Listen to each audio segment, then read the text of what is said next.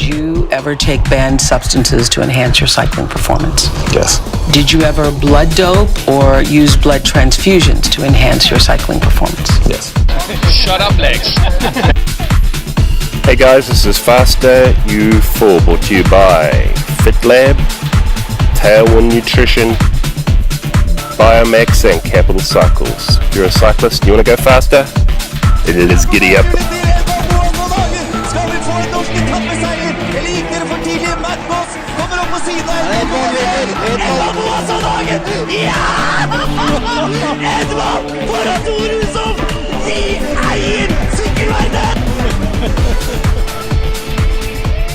Don't stand on my dog or I cut your head off. Say hello. Alright guys, here we go. I'm going to try this a little bit of a different way. Here we go. You can't see me, you poor bastards. I know. You know, you can see my voice on the little thingy, but you can't see me. Now, there's a couple of reasons for that. I'm going to try to improve the upload speed for these by having less movies, and also because those bastards at Adobe, you know what they want to do? They want to charge you $700, $800, something like that, for an annual license for Adobe Presenter. So that's the software I've been using up till now to do these videos, where it captures your screen and your pictures, and I think that's a lot. So I googled it, and you know, I know it's probably not news for a lot of you. I googled, and you've got on this free software on your Mac, QuickTime, and on your QuickTimes you can do the screen recordings, and you can do the audio recordings, and you can do the video recordings. So that's when I'm doing audio, I'm doing screen. Look at that, I'll wiggle this around. Then on iMovie, I'll just chop it all together and try to sync it up, and I'll see how it works, and I'll save myself $700 a year. How about that? We'll give it a go. So there you go. If that saves you some money, because you're as bad as I am about these things, then good. Second thing before I talk about today, just talk about my style a little bit. You know, I was thinking about how I talk on these videos, and well, I was listening to some other podcasts about cycling, and one thing that's always sort of annoyed me a little bit is how it's very tempting. People find it, they sort of seem to go into this mode of, you should do this and you should do that. And part of me, I notice that when I listen back to these, it actually sounds better when you do that, but I kind of avoid that because, well, that style, and I think I tend more for a style which is, you know, well, I think this, or based on my experience, you should try that, because of a little thing called the Dunning-Kruger effect. So, in short, the Dunning-Kruger effect is this idea, is you know, it's a scientifically validated effect where if you're thick, you don't know that you're thick, so you think you're smart, so you think you have all the answers for everything. Now, I'm not that thick. I'm a little bit thick, but I'm not super thick. So at least I know my limitations a bit. And I think that's part of why I'd like to just present this with the style, which is, look guys, I don't know everything. I've been riding bikes for a long time in different ways, but I don't claim to, and it's not false modesty. I really don't know everything about everything. I've said before about bike racing, you learn something new every time, which is part of the fun of the whole thing. So I'm going to continue like that. I thought about changing it in the idea that I would say, well, always do this or always do that, and frankly that's complete bullshit. There's not any always you should do this or always you should do that. Every bike race is a bit different. So I'm going to stay like this, you know, a bit loosey-goosey. Alright, so let's talk about the weekend's event. You can see this delicious array of men in front of you. And by the way, I think my calves look pretty good in this picture, so I'm running with it. I know the other guys have pants on, except for John. Long pants. I mean, I still have pants on. It's not like Saturday morning in my house with actual pants. Quite pleased with the calf action, so I'm running with it. Left to right, me, Andy Hagen, Mike and John Randall. And we had a good team time trial on the weekend, the Hope Gibbons team time trial. That's the shield I'm holding. And this was yesterday, out in Masterton. We'll work through the things I learnt this time around, what happened, what went right, what went wrong, for learnings for team time trialings. But I will just tell you, that shield goes back to like the 1930s or something. And it was actually started by, get this, my great-great-great-grandfather, or great-great, I don't know how many greats, a couple at least, maybe two. His name was, you get it, Hope Gibbons. I mean, I always thought that was weird when I was a kid because it was like Hope Gibbons, and what the hell, it's a hope, isn't that, I don't know, an adjective? It's not really a noun. But no, I think back in those days, Hope was like a pretty common first name. You know, like they're going to look back in history and go, why the hell was everyone calling their kids, you know, all these crazy names we have now? I better not say any, otherwise I'll offend even more people. But, you know, it's just fashion. No one calls their kids Hope these days, really. But back in those days they did. His name was Hope Gibbons. He started the Colonial Motor Company. And that was the Colonial Motor Company was a license agreement he had with Henry Ford, you know that guy, to have a dealership, or a series of dealerships for Ford motor cars in New Zealand. That's a publicly listed company now, and it's still been going. The Colonial Motor Company. They have a range of dealerships across the country, selling not just Fords, but Mazdas and trucks and all sorts of stuff. But the cycling connection is because back when they started the Shield, they wanted a way to promote their cycle equipment importation business. And they did that partly with this promotion of this event, donation of the trophy, and it, you know, still keeps going. You can see it's got extra boards glued on because it's been going for so long. Now, so that's like an interesting little family connection. It's nice to see it still going. So I like to do it from time to time. I had a little nosy on the board yesterday. I'm on it a whole shit ton of times. It's awesome. Going back to about 2000, I think. About 6 times. Raced with all sorts of really well-known riders, good time trialists and good races. Some young guy called Joe Cooper's on there. I rode with him a couple of times. Darren Gordon rode with a couple of times. Andy's on there a bunch of times. All these good cyclists come out and do this event, and it's sort of like, it's weird. Maybe it's just because it's been going for so long, but it seems to have this sort of prestige around it, which is really cool. I like that. So that's the history of the Hope Gibbons.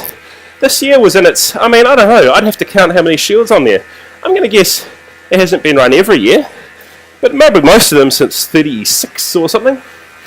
So we're looking at, I don't know, 70-something runnings is this? Sometimes it's been 5-man, sometimes it's 4-man this year. 5 people, 5 women, 5 LGBT community members.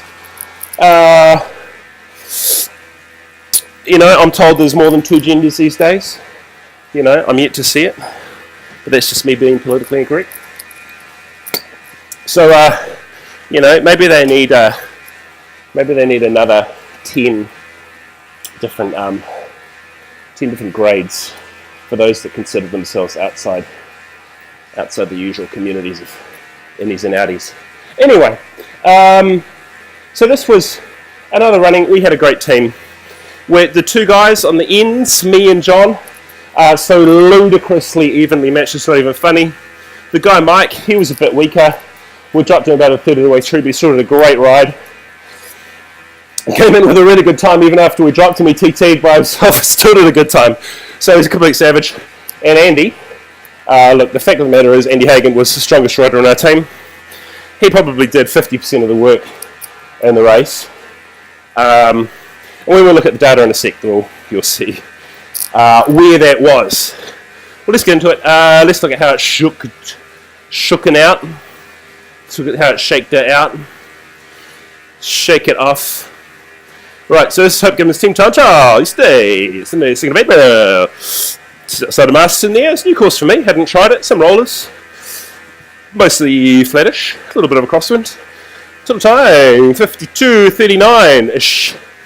That was good. We won the race. Second place.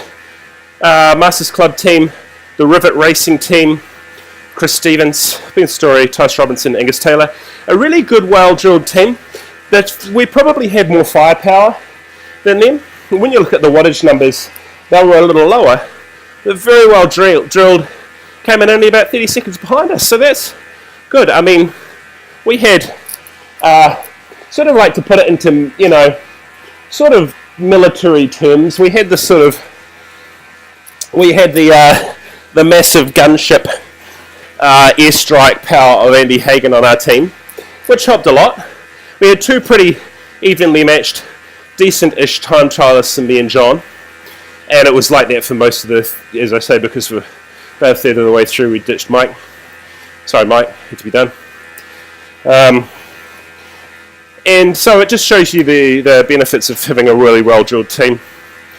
Third place, team from Muston, Landlands, Drummond, Websmith, Walczewski. So, they were a minute and a half-ish down on second.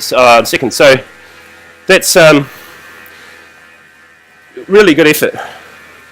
Alright, so let's look at the race. So I started my Garmin a few seconds early, a few seconds late. Our official time, 52:36. Or maybe I didn't. 52:39, so I only started my Garmin an extra 3 seconds on either side. 39.9 Ks, average 45.5 km an hour, which is pretty good in the crosswind. I averaged 317 wattages. Heart rate is 165, cadence 93. Little higher on the cadence than I would in a solo TT, because there were periods you had to get out of the saddle, sprint onto the back of the TT train in a team time trial. But you know, in a solo TT, I think it's probably better in general to go for the sort of 80 to 85 mark. Not for everyone, but I'll definitely trial it if you haven't before. If you're using the same sort of cadence as you would in a road race to reserve muscle glycogen, you don't really have that same issue in a TT. And you know, I think there's some evidence that it's easier to hold a more steady, higher wattage at low cadence. Plus, it's maybe a little bit of aero drag as well. But you know, pretty good. I would be wanting to go for low 90s in this race. There we are, 93, pretty good. An EP of 325. So it's like your normalized power, same thing. Only a little bit higher than regular power. That includes the metabolic cost of any accelerations you do. That's why it's a little bit higher normally than regular power. And that's only because it has some little rollers, some little periods where you did have to jump on the back of the train, that sort of stuff. And that's very high. That's a very high 317 watts. That's about as good, or it's maybe slightly worse than I can do in a 40k TT by myself. But the true cost of that, the MP 325, is a better example, a better sort of description of the effort, and that's in line with my best 40k TT. So a hard race. We were really holding on for a while. So let's look at how it shook out.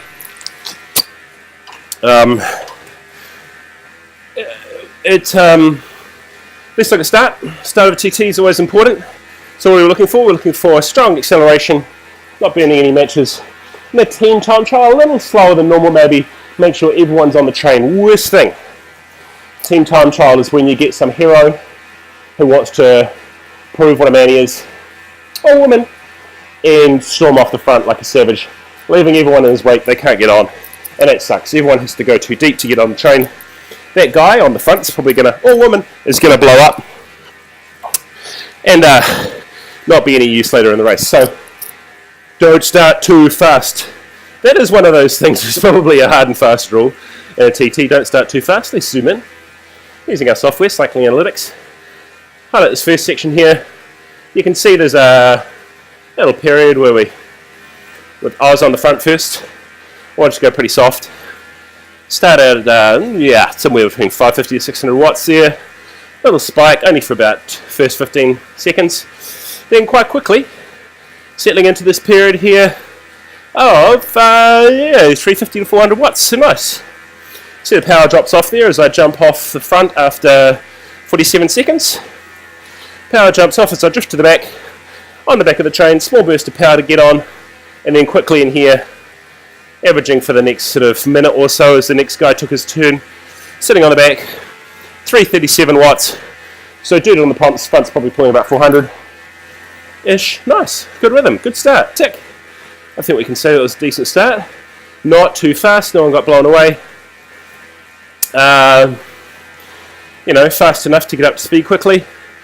Okay, now if we look at the data here, you can see the first third of the race here.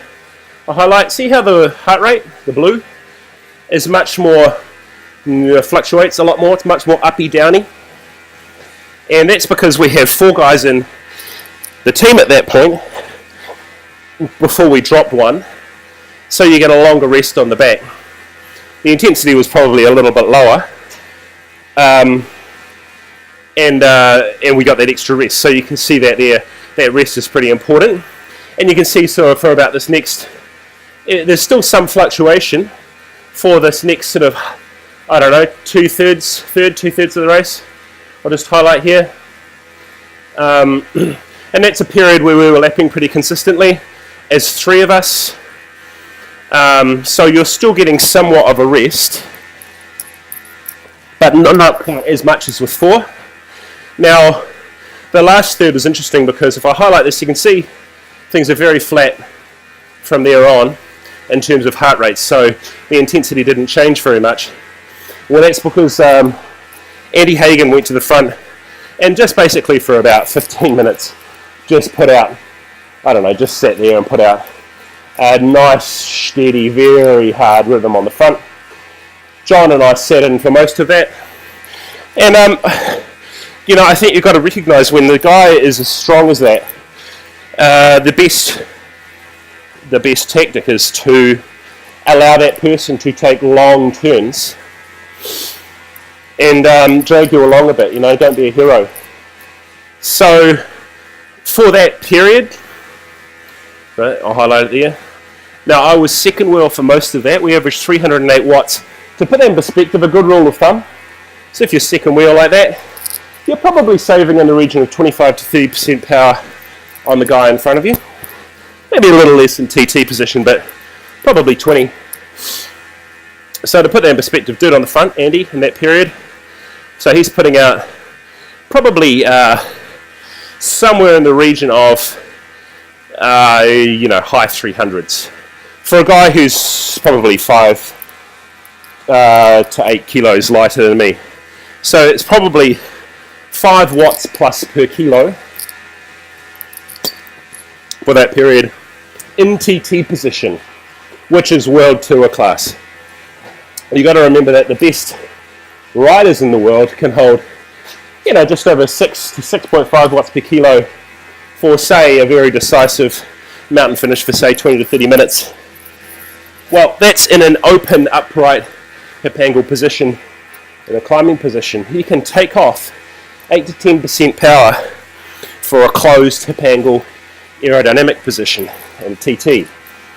So putting that in perspective, Andy might be up near somewhere at 5.3, 5.4, 5.45 watts per kilo for a good, in terms of adjusted power for that last 15 minutes or so, which is phenomenal. So thanks, Andy. It was a really great effort.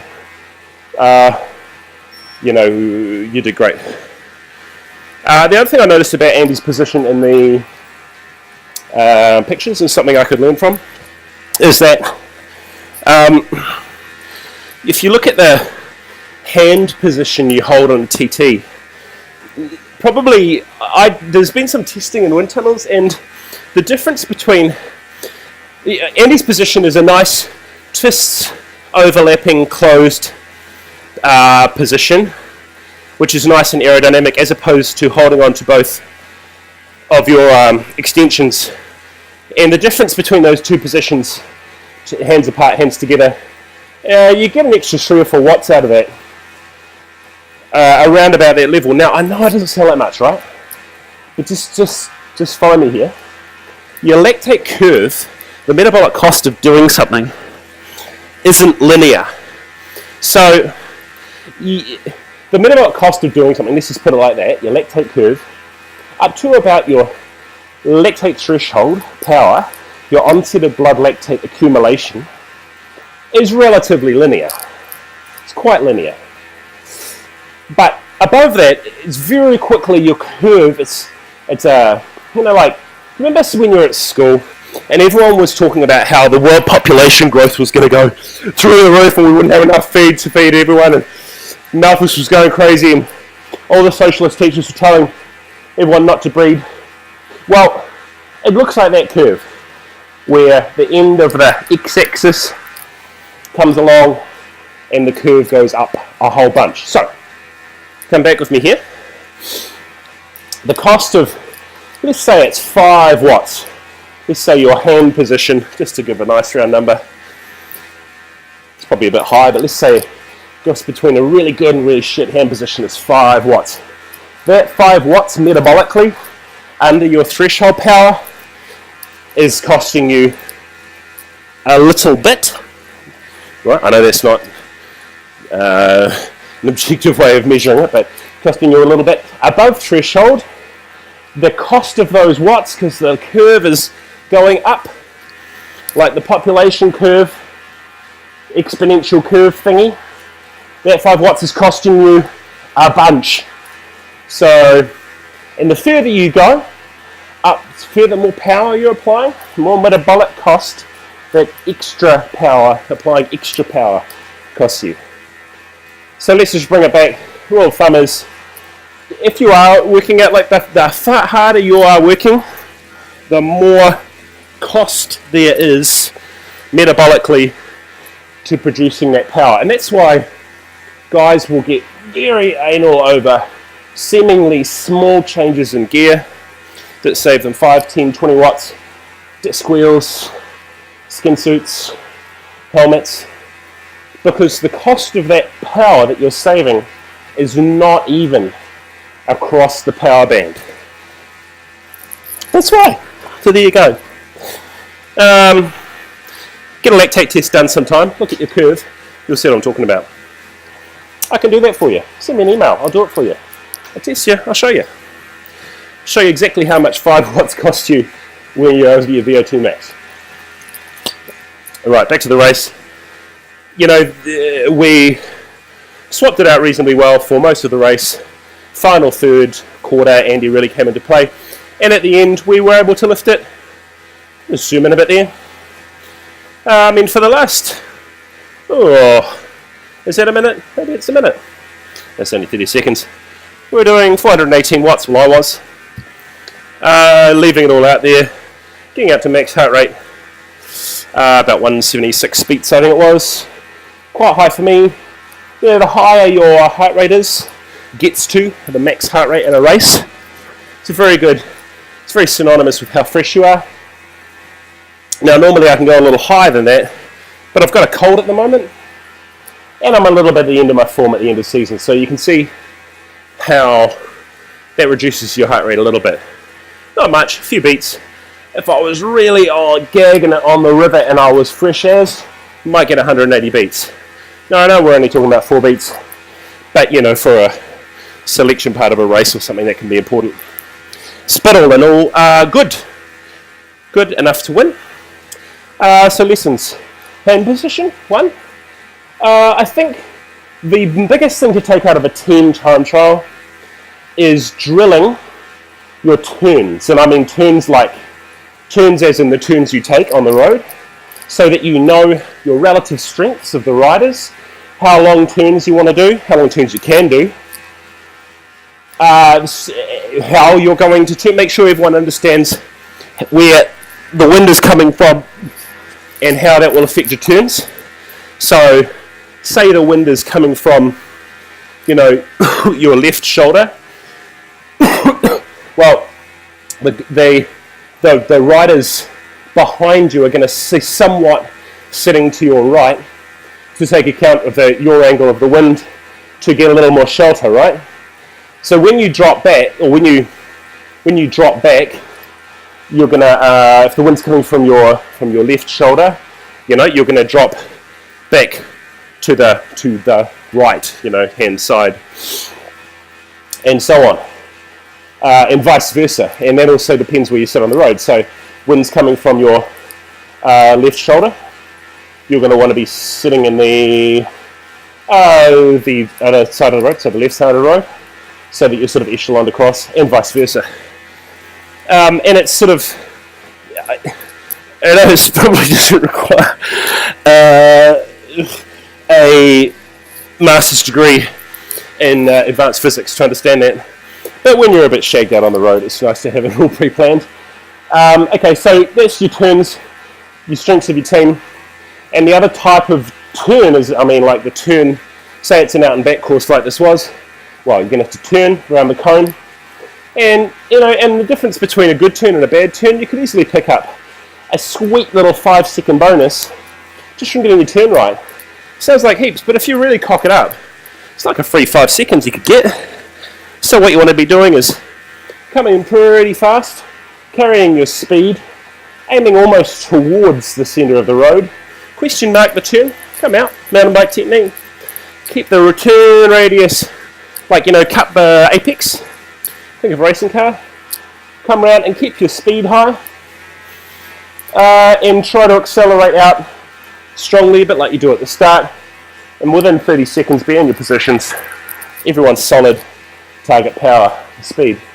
Watch, it's good to actually check the corner prior to the race if you can, or check corners but also check the turn, because there might be some gravel on the side of the road or something that can, be a bit scary if you get it wrong. Also, if there is a crosswind, making sure that you're riding in safe positions, your wheels don't overlap, or no one goes into the side of the road from a gust or something. There was a crash this time around, and when I look at the results, in fact, we can see, I don't know exactly what happened. I know one of the riders from the second mixed team there had some type of crash, and look, they only came runners up by 7 seconds, so if they hadn't had that crash, they probably would have won. So, it can make a big difference, just a little bit of extra safety margin in there. So that's another thing about TT, or TTT, all the T's. Yeah, so I think that's pretty much it. If it's possible, it's not always possible, go out the day before or the week before, whatever it's going to be, as a team, drill it at race pace. That's going to really help. So that was the weekend's team time trial.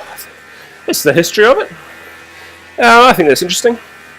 So next week, I'll just mention there was also a race on Saturday, held by PMP Club at Carrington.